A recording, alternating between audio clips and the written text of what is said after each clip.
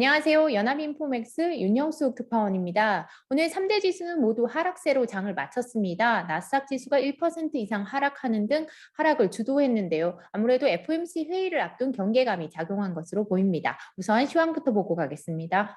개별 지수별로 보면 이날 다우 지수가 0.89% 하락했고 S&P 500 지수는 0.91% 떨어졌습니다. 나스닥 지수는 1.39% 밀렸습니다. 섹터별로 보면 에너지와 임의소비재 관련주가 2% 이상 하락했고 기술주와 금융 산업 관련주가 모두 1% 이상 떨어졌습니다. 그리고 부동산 유틸리티 필수 소비재 관련주는 1% 이상 올랐습니다. 개별 종목 중에 애플과 구글, 아마존이 모두 1% 이상 하락하면서 대형주들의 약세가 두드러졌습니다. 특히 엔비디아는 6% 이상 하락했고 테슬라는 5% 가까이 떨어졌습니다. 반면 화이자와 모더나가 각각 4%와 5% 이상 오르는 등 제약 관련주들이 상승했습니다. 이날 개별 종목 중에 경제 재개와 관련한 주들이 약세를 보였는데요.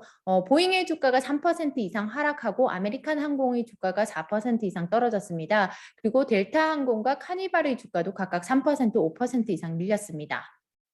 짐 폴슨 전략가는 지금 시장에 걱정거리가 상당히 많은 상황이라고 지적을 하고 있습니다. 무엇보다 최근에 빠르게 주가지수가 사상 최고치까지 랠리를 보인 점과 코로나 관련 우려가 계속되고 있는 점도 걱정거리라고 얘기를 하고 있습니다. 하지만 무엇보다도 이제 오늘의 방안의 코끼리는 연준의 FOMC 회의가 될 것이라고 얘기를 하고 있는데요. 보통 방안의 코끼리라고 할 때는 누구나 다 아는 위험이지만 시장이 애써 외면하려고 하는 위험을 지칭할 때 말합니다. 그러니까 이제 며칠 뒤에 나올 FOMC 회의 결과에 대해서 연준이 얼마나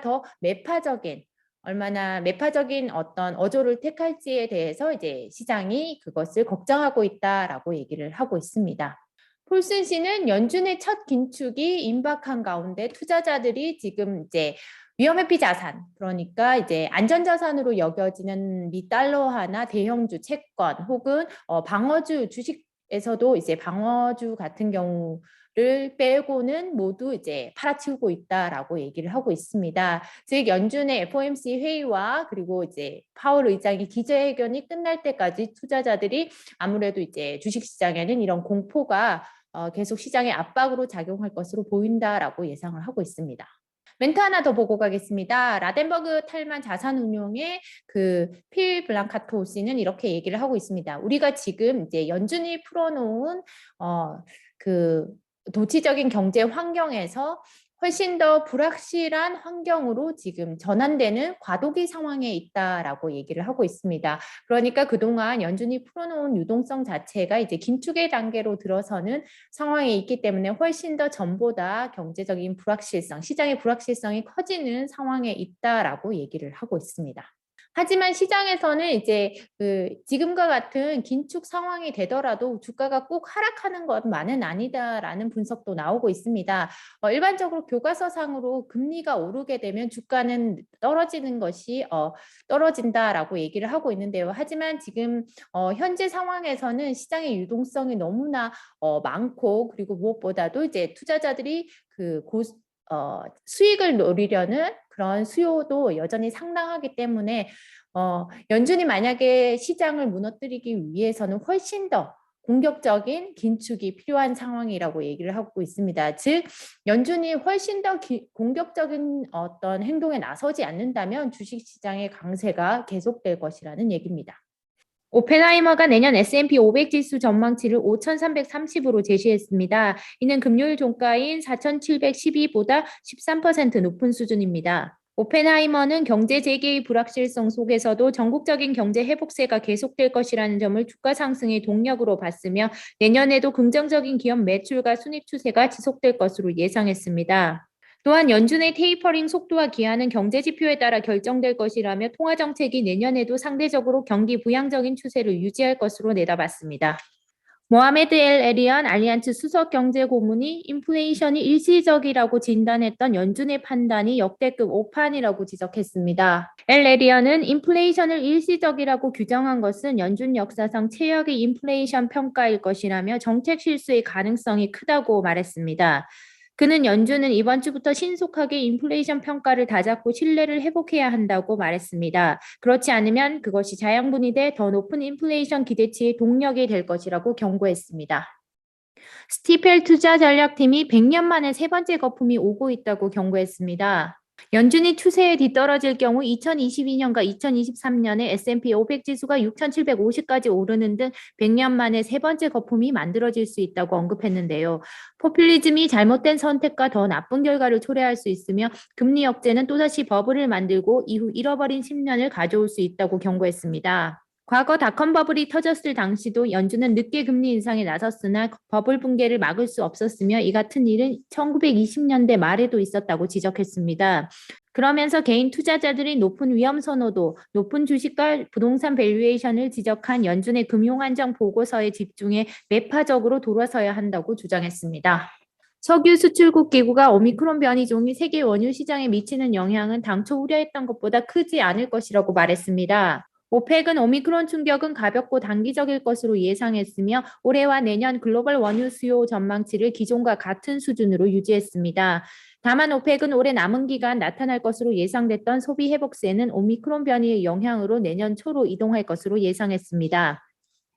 오펙은 올해 원유 수요가 하루 570만 배럴 증가할 것으로 예상했으며 내년 원유 수요는 하루 420만 배럴 증가할 것으로 예상했습니다.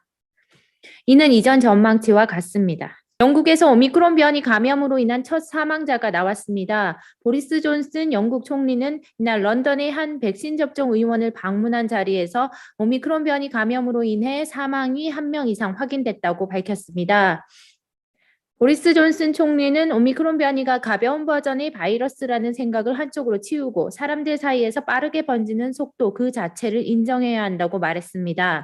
영국 보건장관은 이에 앞서 오미크론 변이 감염으로 인해 현재 10명이 입원해 있다고 언급했으며 존슨 총리는 런던에서 코로나19 감염의 40%가 오미크론 변이 관련이라며 내일이면 오미크론이 우세종이 될 것이라고 말했습니다. 영국 옥스퍼드 대학교가 백신 2회 접종만으로는 오미크론에 충분히 대응할 수 없다는 연구 결과를 발표했습니다. 옥스퍼드 대학교 연구진은 아스트라제네카 백신이나 화이자 백신을 맞은 지 28일이 지난 실험 참가자들의 혈액 샘플을 분석한 결과 백신 2회 접종만으로는 오미크론 변이에 대응할 수 있는 충분한 중화항체가 형성되지 않은 것으로 나타났다고 밝혔습니다. 연구진들은 2회 접종자들의 오미크론 대응 중화항체가 이전 변이와 비교할 때 현저히 감소한다고 말했습니다. 그러나 연구진들은 부스터샷은 오미크론 변이의 면역력을 개선하는 것으로 낙관했습니다. JP모건이 애플 목표가를 상향하고 애플과 퀄컴을 내년 최선호주로 선정했습니다. JP모건은 투자자들이 아이폰 13 수요나 공급에 대해 집중하면서 5G용 아이폰 SE 수요에 대해서는 제대로 평가하지 못하고 있다고 지적했습니다. 따라서 올 초 예상보다 더 강한 상품 사이클이 예상된다고 언급했는데요. 특히 저가용 아이폰이 내년 초에 론칭할 경우 기존 3억대가량의 구형 아이폰의 업그레이드 수요나 혹은 중저가 안드로이드 폰 사용자들의 전환 수요 등이 촉발될 잠재력이 있다고 평가했습니다. JP모건은 애플의 목표가를 180달러에서 210달러로 상향했습니다. 그리고 비중 확대 의견을 유지했습니다. JP모건은 퀄컴에 대해서도 회사의 사업 다변화 전략을 긍정적으로 평가하며 투자 의견을 비중 확대로 유지했습니다. 목표가는 225달러로 제시했습니다. 이는 금요일 종가보다 22% 높은 수준입니다. 네, 제가 준비한 소식은 여기까지입니다. FOMC 결과는 이제 수요일에 나올 예정인데요. 아무래도 내일까지는 FOMC 대기 모드가 계속될 것으로 보입니다.